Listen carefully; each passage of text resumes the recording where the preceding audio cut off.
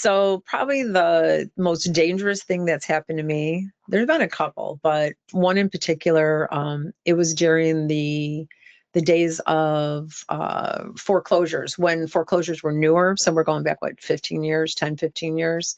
That was when a bank foreclosed on a property.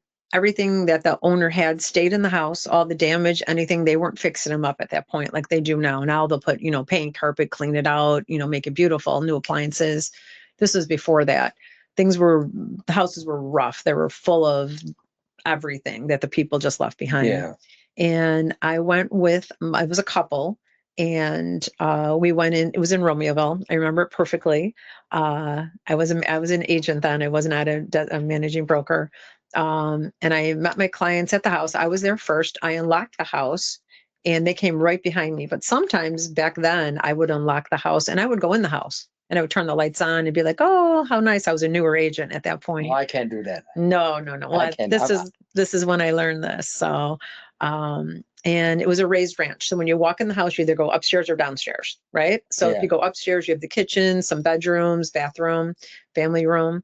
A living room is upstairs. So we went upstairs first. The husband went downstairs, which is the attached garage, and then there was like a family room, a laundry room, and a bathroom. So that's and like a family room over on this because side. he wants to scope out his man cave. He went to downstairs. We went up, and it was a foreclosure, and it was full of clothes and just personal items. It was just dirty and gross. And so the wife and I were upstairs, and we looked at everything, and then we went downstairs. And when we went downstairs, we went to the right, and there was the family room, but they had it set up like a bedroom. So there was a bed with piles and piles of clothes on it. And there were the dresser was still there with clothes everywhere. And there was a bathroom right over there. And she said to me, she goes, "Does it look like there's blood? Like on the sink? There was like red on the sink." Oh, you gotta be kidding me. And I'm like, "I don't know. It could be nail polish. It could be blood." Yeah. It was just weird, Could be ketchup. Yeah. And it could be anything in that house.